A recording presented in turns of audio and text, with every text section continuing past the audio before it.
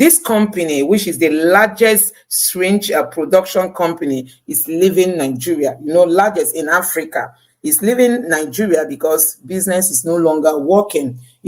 Africa's largest syringe factory in Akwa Ibom folds up 6 years after opening. This is also not a good news for the Nigerian people. We've just talked about forgery and linking it to the president and the ordinary people and all that, and then look at the another news again. Every time we keep having just bad news, things that don't really help this country to move forward. We are looking for investors. How do you expect investors to come in when we are still battling with all these issues, forgery from the heads and then the ordinary citizens? Then look at all these topics about companies leaving Nigeria. There are a lot of companies, we've discussed that on several notes here, that are leaving Nigeria because it is no longer business as usual. So this is coming from the ex-minister for humanitarian affairs. You can see that she refused to appear because she was invited by the House, but she refused to appear. It all has to do with corruption. We all know that things like this are going to come up if indeed this government wants to fight corruption. But we don't want them to fight the kind of corruption that Buhari's government fought. When Buhari came into office, they were like, there was this gra in the name of fighting corruption.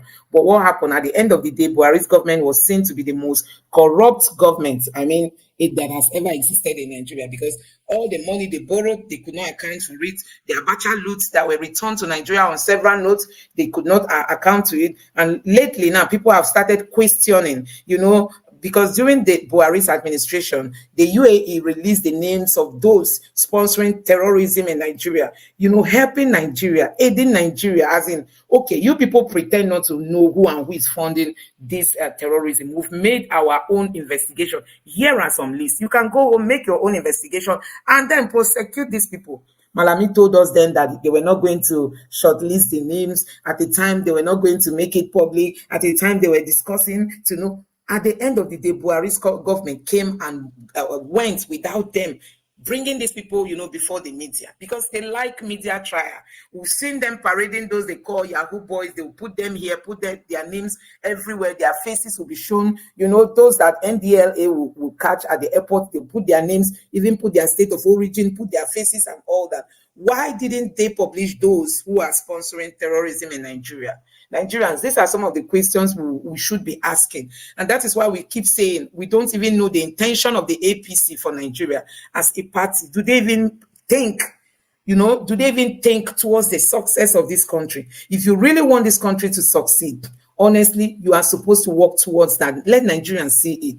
The names of those destroying your nation was given to you and you refuse to do anything. Now, Buhari's government has come and gone. This current government may even maybe pretend not to know anything about that. And these people will keep sponsoring all these bad guys in the bushes. We've seen what has been happening across the nation lately, how so many lives are being taken away because nobody cares. And this evening, when I went to Twitter, I saw a video. I don't even want to play it. I don't know if it's going to be against the YouTube policy. I really wanted to showcase that video. You need to see how these guys were displaying their this thing, shooting everywhere, as in just displaying their strength and the kind of ammunition. In an open air community, people were hailing them. Tell me that the security, the person that even tweeted and said later the security agents will tell us they don't know where these guys are. But you could see them display. Where are the tocados? Is it tocado they call it? All those things that Buhari government bought from the United States. Where are they? Where are they using those things? Who did they buy it for a particular set of people or for a particular region? We don't know. Why is it that this government, the politicians, they are not helping Nigerians? They should go hard on these people if really they want to fight this level of terrorism. Look at a kind of a corruption, the level of corruption under Buhari's administration. Still, INEC had the guts to say, APC won. Nigerians were already fed up with the APC. We know that. So INEC, I don't even know. So this is one of the women that worked with the ex-minister I just showcased to you guys. Now she's a minister under this administration. You can see that she has been detained by the EFCC for another corruption allegation. This is it.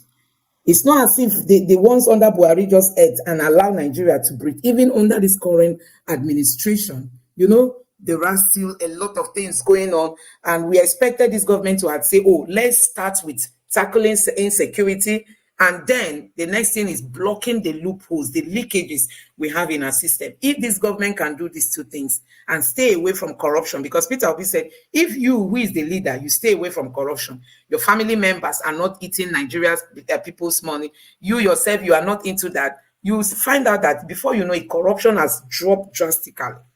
But we've not seen that being implemented under this government. So this is also coming from Mr. Falana. He's saying that Nigerians deserve to, carry firearms in order to defend themselves, because the military man has come out to say, no, Nigerians shouldn't. People are like asking for Nigerians to get arms so that they can defend themselves each time they are under attack. So this is the woman I just shared with you guys, because we were thinking that women should equally spearhead the change that we are looking at. We are looking forward to getting, but you can see some of the women that we are having now, they are not really doing a good job. We've also seen the current Minister for Humanitarian Affairs in the name of Miss Edu. People were like saying, oh, when this woman comes in, okay, she studied abroad, she's smart, she understands, okay, she can do one or two things, one or two magics. But since she got into that seat, we've not seen anything. They will only come and tell us that some number of persons are beneficiary of so and so, but we don't even know when all that happened. So there is no transparency in this government. There is none. The APC is not helping Nigeria at all. The Supreme Court ignored rigging, identity theft, forgery, perjury, and does not represent the stance of our constitution. So that is it. That is just what I just mentioned, especially in terms of forgery. Getting certificate, the certificate that the president issued to INEC. The judiciary did not take any strong stance on that, so as to deter other politicians who want to take the same route. So I've also talked of this. This company is folding after 6 years of setting up their plant in Akwa Ibom State, because the environment is no longer conducive for Nigerians, for them to do business in Nigeria. And so many companies are leaving, even in the airline, in the aviation, so many of them are saying goodbye to Nigeria. And there are a lot of them, because the Naira now is something else. And then today, the update today is that a liter of fuel costs 1,200 Naira. So you can imagine what companies will be going through in terms of transporting their goods from one place to the other, or even bringing in raw materials, running their chain for them to do their manufacturing work and all that. And at the end of the day, they'll be struggling with paying their staff and all that. There are a lot, in terms of doing business in Nigeria. And we don't even see the leadership in this current administration. There is no leadership on ground, because, like somebody said, an military man was on Arise television. He was saying that he's just seen a very close similarity between the Buhari's administration and the current administration, that your people were killed and you've not even gone to visit them, that he was expecting the president to address in a military attire, and then he will go there and give a strong warning. At least he will land there in a military jet, wearing military attire, and then speaking to the chiefs, defense chiefs, and all the other chiefs, talking to them in a very strong, manner, so that, and he will even tell them that if you don't produce those people, you risk being sacked. That if he had taken just that action alone would have sent a strong signal to these guys in the bush. But we have a situation where people were like thrown into mourning. They were crying and lamenting on the 25th. And then we saw the governors going to pay homage to the president. They were busy whining and dining. And Nigerians were just in a state of sorrow, in a state of mourning.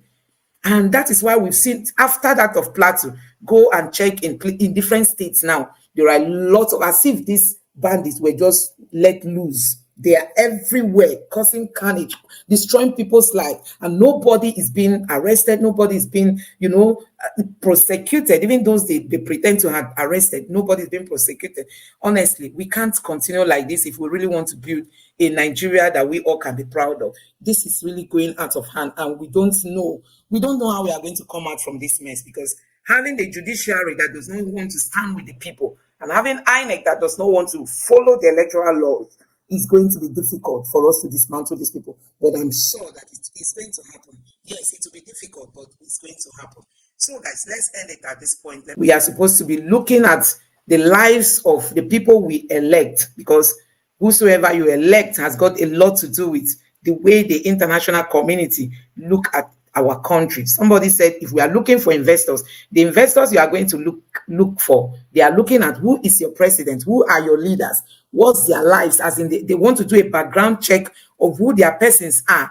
And when they do this background check and they find out some scary information, some of them will like hands up and say, not me, I'm not going to Nigeria to invest. So that's why we have to keep kind of making sure we elect people who have character, people who can stand for Nigerians. And that is just what we look forward to having.